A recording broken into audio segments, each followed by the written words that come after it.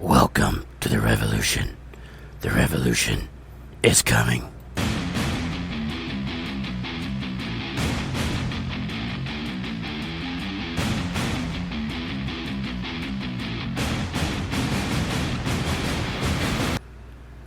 When you think about Independence Day, you think about the fireworks and, you think about the time with family and stuff like that, and maybe even a couple days off, which I'm never opposed to. But it's way more than that. It's time to stand up and recognize our country's independence, our freedoms, our liberties that we enjoy every single day. The men and women who fought and died, protecting those freedoms and liberties that we enjoy every day, all recognized on Independence Day, but really needs to be recognized every single day. We as Americans live in the greatest country on the planet, and we need to recognize that. We need to respect that, not just on July the 4th, but the other days of the year as well. We have it really good. I'm not going to get all political because that'll go down a road that'll just spiral out, but we have it really good. And it could be so much worse, and we could be way less fortunate.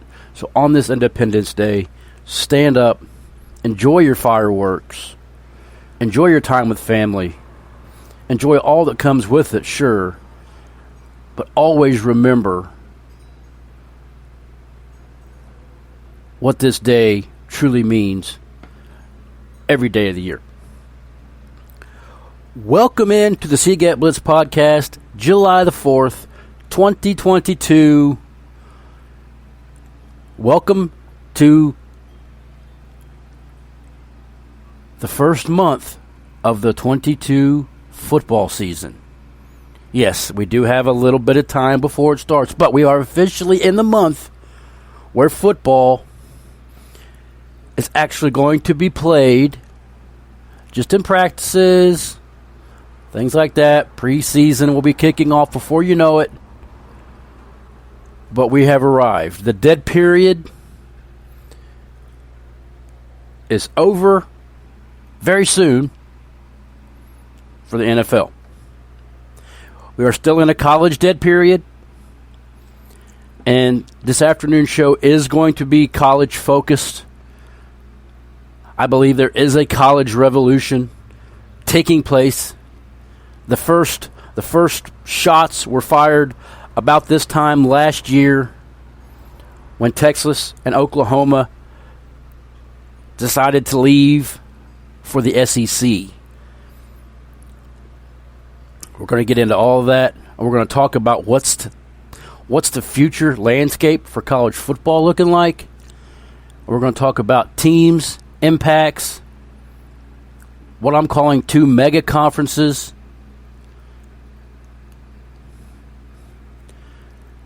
It's going to be a good show.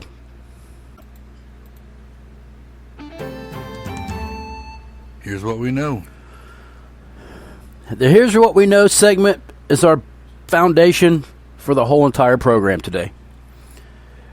Last week, the college football world was shocked with the announcement that USC and UCLA were leaving the Pac-12 for the Big Ten. This comes about a year after, I just spoke about Texas and Oklahoma leaving the Big 12 for the SEC. All these are steps that are now turning into dominoes, and teams are probably going to start to panic in these conferences because now, let's face it. Okay, let's just face it. USC and UCLA were the cornerstones of the Pac-12. Let's face it. They are the foundation of that conference. You got Washington, Washington State, Oregon, Oregon State, Colorado, Utah, Arizona, Arizona State. Am I leaving anybody out? Oh, Stanford and Cal. None of those teams have packed the punch that UCLA and USC have throughout the course of college football history. The cachet, I've been heard it called recently. So USC and UCLA are leaving for the Big Ten. What does this do for the Big Ten? Well, you might say it enhances the Big Ten. There are so many just layers to unravel. It's impossible to cover them all in one show, so I'm sure I'll leave stuff out. But the layers are really what's going to be the intricate and interesting points in this movement to a 2 mega conference, a Power 2, whatever you want to call it, because it's going to be what's left in the wake afterwards. What's going to happen to Arizona? I don't think the Big Ten's going to want Arizona. So, I mean, what's going to happen to these other schools? We're going to try to get into all of this. We're going to start at the top. And we're going to see what does this do for the Big Ten? Well, it enhances the Big Ten, obviously, because you got Ohio State, which is the perennial, powerhouse there in the conference. Michigan had a good run the last couple of seasons. Penn State is certainly, a team that is always to be, leery of. Wisconsin, middle of the road team. Nebraska hasn't been good since they was in the Big 12 and they had Tommy Frazier. But the main point is this is enhancing the Big Ten, and the Big Ten now is going to turn into one of those 2 mega conferences.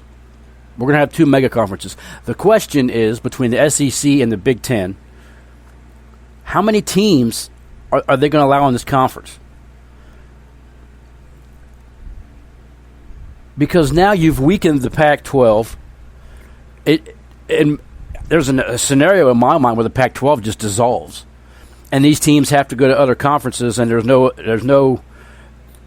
not invited to a Power 5. They're going to be in a mid-major or something like that. Or there won't be no more group of 5 because there's going to be like a group of 8. Because these schools are still going to play football. They're still going to have sports.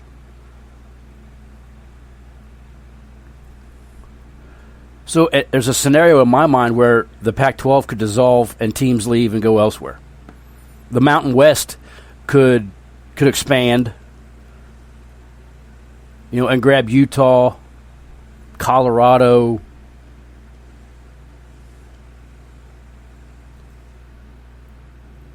but they're not going to be considered a Power 5 anymore. They're not going to be considered, a conference that's at that level. You're looking at the new group of 8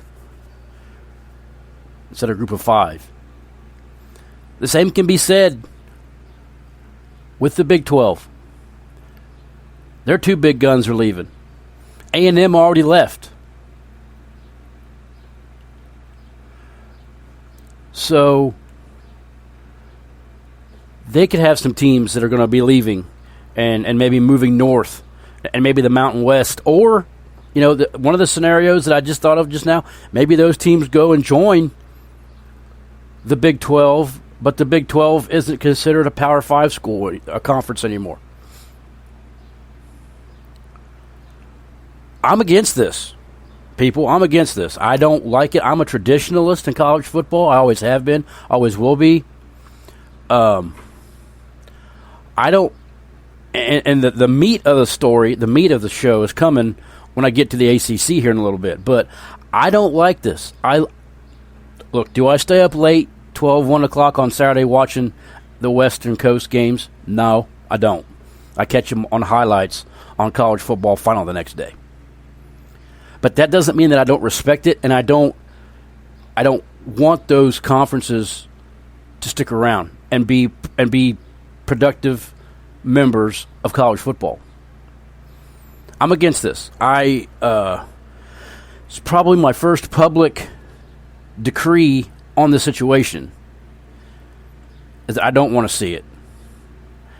Personally, I don't want to see Florida State go to the SEC because I cannot stand the SEC. But that's the road we're on a crash course for it as FSU fans. I'll get to that here in just a minute. But these conferences mean something, and they have for so long. And now it's just a big, giant money grab. And it's marketing, and it's networking through these networks, ESPN, Fox. That's all it really is. It's going to make this big college conglomerate. And to some extent, it sounds good on paper. I mean, I think it'll be good for recruiting for some of these schools. But how can you tell me still today, people, they're not moving California, okay? They're just moving to college. So you tell me how a school like Southern Cal or UCLA can move to the Big Ten and still pull the top-ranked running back from Michigan to come play for you all year in and year out, pulling recruits from across the country. Parents don't want them to go. They don't want to leave their parents. They got girlfriends they're leaving behind. Whatever the case may be. We see it all the time, closer. Sam Howell, perfect example. He was committed to FSU. His dad said no, so he changes his mind, goes to UNC. Okay, and that's closer geographically. So you tell me how a team in the Big Ten that exists in California is going to do any better in the landscape recruiting. I don't see it. Of course you get your occasional ones. You get your occasional ones that don't mind coming across country. Lorenzo Booker is one that pops in my head. He was from California. He played for FSU. Okay, you get some of that. But how can you do it on a year in and year in basis when recruiting is such an important lifeline to college football? So you're still going to have your recruiting in that area. Okay, the number one receiver in California is most likely looking at a Pac-12 school like USC, UCLA, Oregon, something like that. They may venture into the Big 12. They may. But on a whole, you're still recruiting your area. So the conference is just going to be a label. It's just a brand, just a name now. And I don't get it. Why? If you're still recruiting in the same region, the West, and we'll cut that out to say, somewhere along the Texas-Oklahoma line right there where the center of the United States starts. Okay, you're still recruiting that region. Why are we jumping ship and going to a conference that's basically completely out here where I'm at in Ohio? I'm in the heart of Big Ten country. And I can't stand it, but I am. I just don't see how you're going to be any different. You're still recruiting the same kids. You're still going to the same high schools. And if you're the head coach of one of these schools out west, you're like, well, we've got so much talent right here in our own backyard. Why do I need to go to North Carolina and scout a kid? When the odds of him going to your school aren't very high. And this is just my opinion. I have no facts. This is my own thoughts on it, okay? I don't have numbers. I don't do numbers. You guys know that. I'm not a numbers guy. I'm a common sense guy. And I'm still traditionalist. To the very end, I'm a traditionalist. So that's why I'm firmly against this. But I don't see it. Let's jump ahead to the SEC, okay? Now we've got rumors swirling around. FSU it's destined. They're leaving. As soon as they get the chance, they're out the door. They're going to the SEC and leaving the ACC behind, which is okay. That's their business to do. Same with UCLA, same with USC. That's theirs to do. Okay, they have that, opportunity. The only difference between FSU leaving to go to the SEC is geographically they're still the same. It's still the same geographically. As a matter of fact, FSU being in the ACC, they're really right in the heart of SEC. You got Georgia to the north. You got Alabama, Auburn down there to the southwest. Okay, further on south, you got the stupid Gators, Mississippi State, Ole Miss. Those are all in that same area. So geographically, the change for Florida State isn't as dramatic and drastic as it would be for USC and UCLA, who are moving to a conference that's, thousands of miles east. This is the reason why FSU can pull some of that Georgia talent. They were able to get some Mississippi guys. Cam Akers is from Mississippi.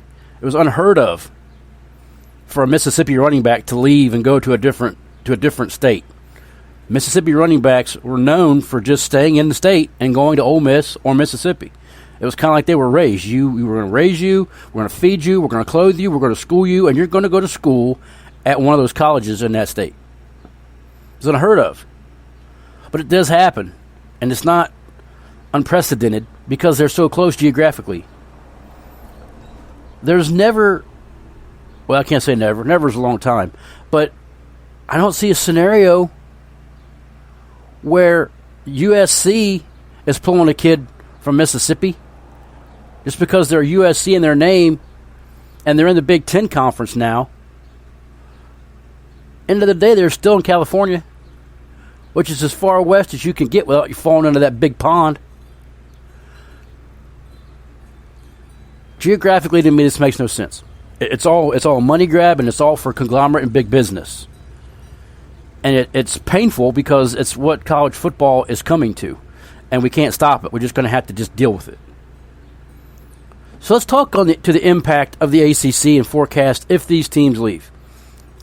Okay, I was listening to Paul Feinbaum earlier. I don't like Paul Feinbaum. I think he's a pompous ass, but he was actually pretty level-headed about all of this thing. When he was asked on Keyshawn Johnson and somebody else, he was asked what his thoughts were on this USC and UCLA move. He thought it was great for him. He thought it was great for them. It was great for the Big Ten, but it's disastrous for the Pac-12, which that's all true. Everything you said there was true. But he still had to use this time to bring in Nick Saban. He still had to throw Nick Saban in there somewhere. Because if anybody wants to do any kind of stuff to Nick Saban, it's Paul Feinbaum. I'm going to leave it at that. But he still had to use his time to bring him up and put him in a sentence. But he's right, though. It's great for the two schools. It's great for the Big Ten, and it's a tragic blow to the Pac-12. He went on to say on this telecast that Clemson is the premier team in the ACC. As of right now,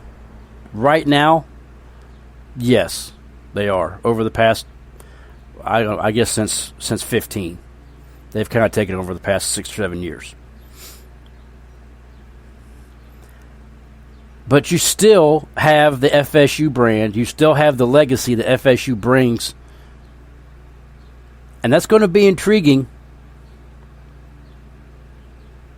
to one of these big mega conferences. So Feinbaum always takes his shots, and he always likes to punch the Noles any chance he gets because they're not from the SEC, because he's an SEC guy, true, and he still hates it that they beat Auburn in a national championship when he said there's no way they're winning that game. Surprise, they won that game. Spoiler alert. Clemson, FSU, UNC are some big names in the ACC that are going to be affected and may decide it's time to go.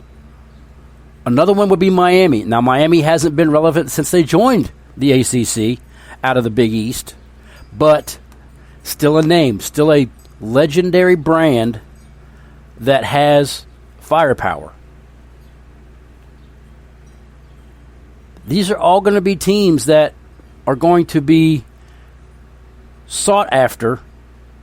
And what I'm hearing and reading and seeing about is that the SEC and FSU, it's basically all but a done deal. It's just a matter of it's a time grab now when it's going to happen.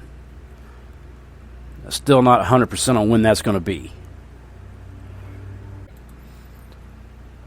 4 teams like Clemson, Florida State, North Carolina, which will be joining an SEC that already has South Carolina.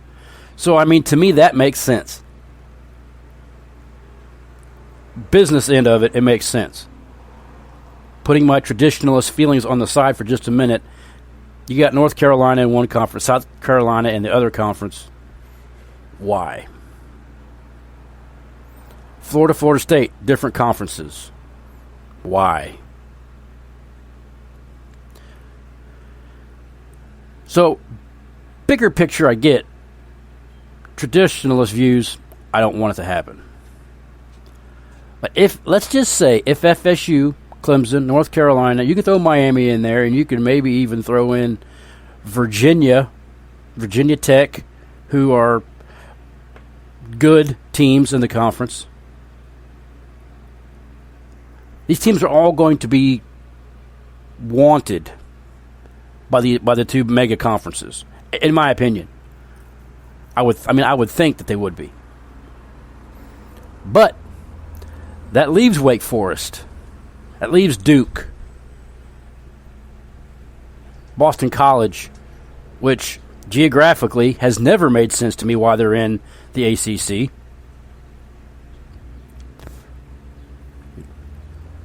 What happens to these teams in the wake of all this happening?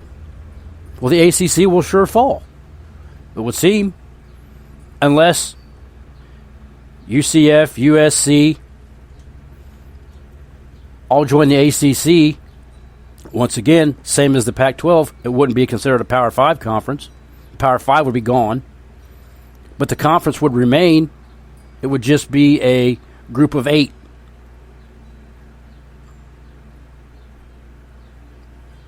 And people, what I'm saying to you is all in my mind. The way my mind's going, I don't have anything to base any of this on. It's just speculation. Which, other than the 4 teams that we know have already jumped to go to the Big Ten and the SEC, this whole thing is forecasting down the road. But I can see if FSU, Clemson, North Carolina, Miami, who am I leaving out right there? Maybe Virginia or West Virginia, or Virginia Tech leave. Then I could see USF, UCF joining that conference and still having something there in the South.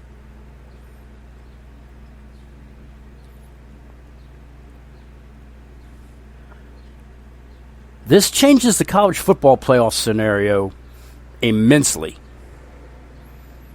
Okay, because all those teams that we talk about are now going to be all fighting just to get one spot. Well, you could say, well, they're doing that now. Yes, they are. They are doing that now. And guess who always gets left out? The Big 12.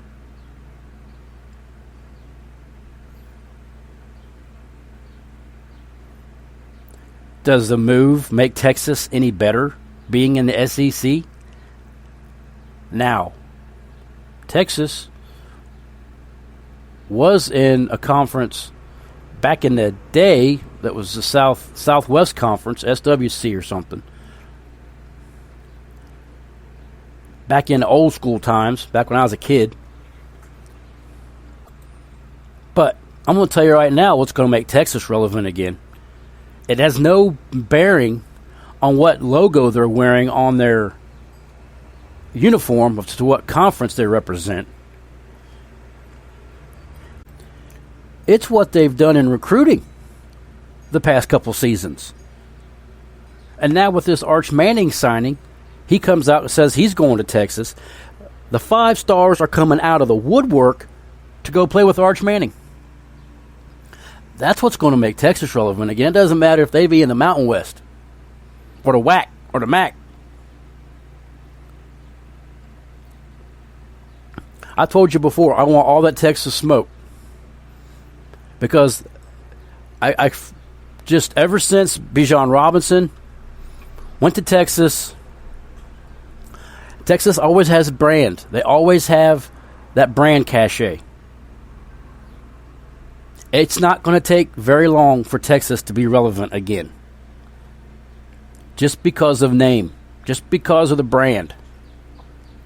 To me, it means nothing what conference they're in. I would hate to see them leave the Big 12 because the Big 12, they can own the Big 12. In 2 years, market 2024, they won't be there anymore. This is hypothetical, of course. But they would be on top of the Big 12, and there would be nobody even close. It wouldn't be Oklahoma anymore. Lincoln Riley's gone. He took half his team with him. They would be the big dogs in the conference once again. Now, can you say that if they move to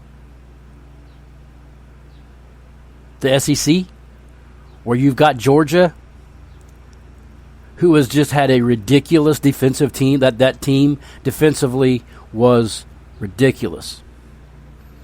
Alabama, are they going to be the top team in that conference?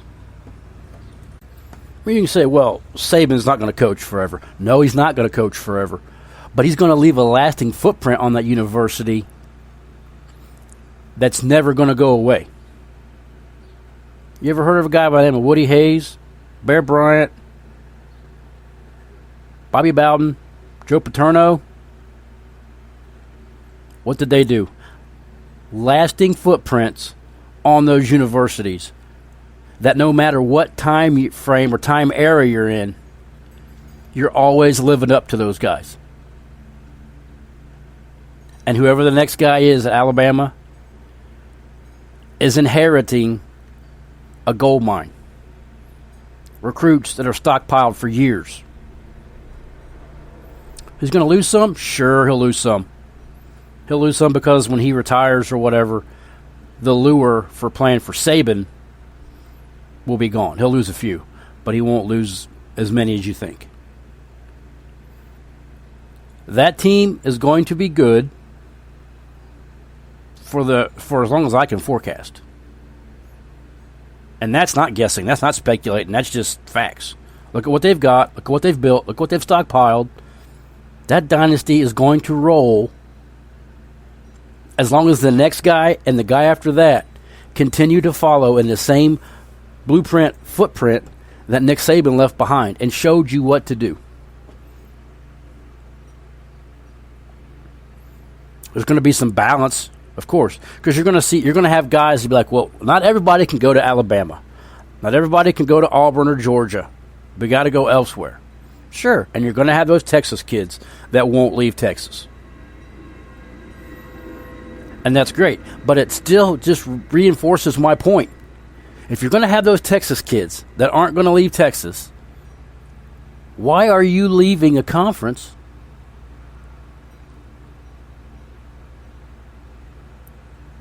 it doesn't make any sense to me? Like I said, I'm against it. Have been, will be. If FSU splits and goes to the SEC, it's not going to be the end of the world. It will help their recruiting, most likely. And it could be a breath of fresh air for the school itself.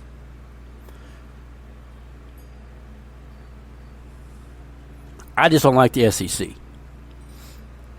It makes sense for some schools to move. It makes no sense for other schools to move just to join a big old mega conference. I was talking about the CFP. This is going to change it up. We're going to expand teams, right? We can't have 4. You can't have 20 teams or 25 teams in a mega conference, and potentially all 4 of them come out of the same conference one year. I mean, you talk about chaos and just all kinds of hate mail flying around. What are the Big Ten people going to say when you've got Alabama playing Georgia and Texas playing Oklahoma in the college football playoff? Oh my gosh, what about Ohio State, who ran the gauntlet, went undefeated, beat Michigan, won their conference championship, and still can't get in because the schedule's lined up to where all 4 of those SEC teams are undefeated and Ohio State doesn't get a shot. My gosh, they'll be looting in the streets of Columbus. You'll be able to hear the glass breaking clear from where I live here in Darke County. The teams are going to have to expand. There's going to have to be some kind of a way where some of these SEC teams eat the other SEC teams. You know, maybe you set up a college football playoff where the best team in the SEC comes out and plays the best team in the Big Ten for the championship every year. You expand to 12 teams, and you got 6 teams in a bracket, and 6 teams in a bracket. The winner's the champion, and then you play for the college. You play for all the marbles. That's the one thing that makes sense, because nothing else is going to be considered right. What happens if USC goes undefeated, Ohio State goes undefeated, and they have to make the playoff? Somebody's getting snubbed someplace else. So it's obvious the teams the playoff's going to have to get expanded. The one thing that does make sense to me is that the college football playoff, the big gun out of the SEC plays the big gun out of the Big Ten or Big 25 or whatever we're going to call it at that point. And that's how we determine the champion. I mean, to me, just right off the top, that makes sense. But it still leaves these other schools. What's going to happen to them? And that's what I'm worried about. Okay, what if? And I'm don't get me wrong, I'm not a big Tulane fan or a big, one of these Group of 5 or mid-major schools. What happens if they don't have? Football is going to be their revenue. It's that way in every school. The revenue comes from the football program in every school that I can think of right off the top of my head. Doesn't come from lacrosse. Okay, football's the moneymaker. What happens if they can't have enough money and they have to shut down sports or, heaven forbid, shut down the whole entire university over something like this? The conglomerates, the big ones, aren't going to care because they're making billions a year because they got to play at 8 o'clock on national TV, and they made millions off of it just for that day. They're not going to care that a little school like Florida A&M may have to close the doors because they couldn't get in anywhere. And you can't get an independent schedule, so you have to have a conference backing you. That's what worries me about all of this. A little school like Arizona, which has been really decent in basketball in recent years, or years, closely related to the last 10 years in basketball, never been the world's greatest football program. What's going to happen to them? Oregon State's another one that comes to mind because they have always had a a decent but not fantastic college football program. But it's not been a drag to watch them play. They've always had some talent. Steven Jackson went to Oregon State. He was a big-time player in the NFL for a lot of years. So, I mean, what's going to happen to these schools? They're left out. The Big Ten or the Big 12 or the SEC, I mean, oh, we don't want them. They don't have the brand. They don't have the recognition, to get in. They're going to have to figure it out on their own. Okay, so they've been playing Power 5 for all these years. Now all of a sudden they're going to go. This is a good scenario. I got a scenario that just came to mind that could work out good for them. Say Oregon State. This is a great idea. This is great. Okay, the Big 12 or the Pac-12 folds. Okay, Oregon State has to leave and go to the Mountain West. All of a sudden, man, we could win the Mountain West. We could be the Mountain West champs for 5 years. Because we ain't got to play UCLA. We ain't got to play USC no more.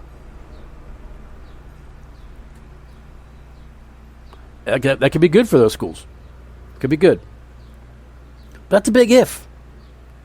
And what's going to happen? I'm very curious and I'm very concerned. Because it's going to be great for big-name football, big-time football programs that are already safe and they're in these two mega conferences. They're going to be just fine. Because they got the cachet, like I talked about. They got the clout, the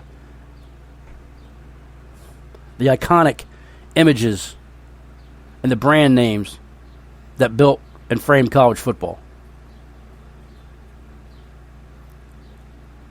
And there's always going to be this is a tale as old as time, and this is facts. This isn't just guessing. There's always going to be that team somewhere that has a tough team, has a tough opponent, a non-conference opponent. Like, say they have to play, a team like I don't want to use Boise. Let's take Memphis for example. Let's just use Memphis as our example. Okay, I've paid attention to Memphis when I knew Mike Norvell was coming to Florida State. So let's use Memphis. Okay, they're in the AAC right now. Okay, I don't see the AAC really going anywhere. It could be a conference that sticks around. It's already non-Power 5. It's got, good teams that have, sneaky good NFL talent on it. So let's just say there's always going to be this scenario where Memphis has a non-conference game, or say they play Miami. And Miami's in the SEC now. And to me, Miami's never going to be really that great again. But let's say Miami's good, ranked in the top, teens, whatever. Memphis knocks them off. Week 3 or 4 of the college season, because then you got to get into your actual conference schedule at some point. So let's say they beat them week 3 or 4 before they get really deep in heart of their own AAC conference. Go on to run the table, go undefeated, win their conference, and all of a sudden, well, Memphis has all this going on. They're undefeated. They won their bowl game. They have a win against a top 15 opponent. They're undefeated. We got a one-loss Georgia out here, or a one-loss USC. Memphis deserves to be in there. They're never going to have that chance now. Never. Cincinnati shocked the world last year by getting in. In this scenario, these two mega conferences, there's never, ever going to be that chance again. We might as well take it back to the BCS. We might as well just revert this whole damn thing back to the BCS, and the top 2 teams in the country play for the national championship, because that worked out great. Sarcasm inserted. Because this undefeated Memphis team that has a quality win and good wins on their schedule in their conference, and some good team got upset, and now you got a one-loss team that's going to be up above, and then Memphis isn't going to get a shot.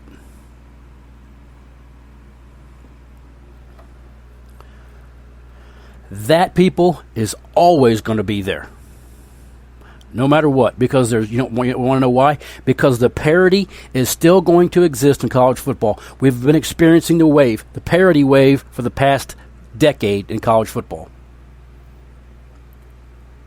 Because I said it earlier, not every single person can go to Alabama. Not every single person can go to Georgia, Florida State, Oklahoma, Texas, USC, Oregon, Memphis, Miami. These high school kids have to go someplace else. There's always going to be a 5-star or a high 4-star recruit that is so good. Maybe Mr. Idaho. Best player to ever come out of Idaho. He's not going to go to one of those mega conferences. He's like, I can go here and play day one, 4-year starter, put all kind of film on, or 3-year starter, and leave and go to the NFL. Where if I go to Alabama or I go to Georgia, I'm going to be so far on the depth chart, I may never play. There's always going to be those players. There's always going to be them people. Because they can't go everywhere. So why at the end, as I'm going to wrap this up, why now? Why are we doing this? We're still going to have the talent going elsewhere. Here's the answer. And I've hinted at it 2 or 3 times throughout the course of the show. It's money. It's a money grab for the conglomerates, for the media. And sure, good teams sell. Okay, it is. I can't argue with the fact. I cannot argue, and nor would I ever argue the fact that the Iron Bowl every single year is a good game to watch. No matter what Alabama or no matter what Auburn's ranked, that is always a good game. Always a good game. Why? Because they're 2 good teams, and they don't like each other, and they always come out and play 110%. But that's the money right there. That game at 8 o'clock on Saturday night, the viewers on that episode, on that game alone, are astronomical. Because it's always a good game to watch, no matter who wins. It could be there was one game I watched a couple of years ago. It was like 6-3 in the third quarter or something, if I remember right. It was still a good game because you're like, holy crap, who's going to score a touchdown? What team could what team can find the end zone? Or if it's a 38-35 game, oh crap, who's going to score last? Because the Iron Bowl's always that. And that's where the money's at. It's a lot to unwrap. It's a lot to focus on, and it's a lot to be concerned with, especially if you're a fan. I mean, let's not forget the fans. There's Oregon fans out there. There's Memphis fans. There's UAB fans. They all exist.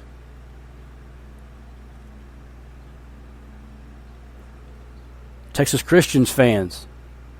There is Arizona fans, Arizona State fans. But they don't have the money. Because if they did, it would matter. They don't have the money. This is a money play. If you got the money, you got the time. A lot of it's speculation. As of right now, you only got 4 teams that are confirmed leaving their conferences. It's just a domino effect after that. Because these teams leave, they're the backbones, conferences are going to crumble.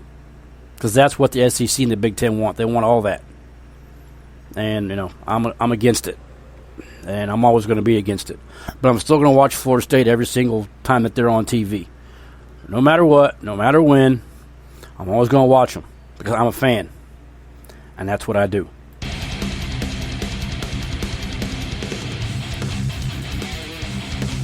A lot of stuff to think about going forward here.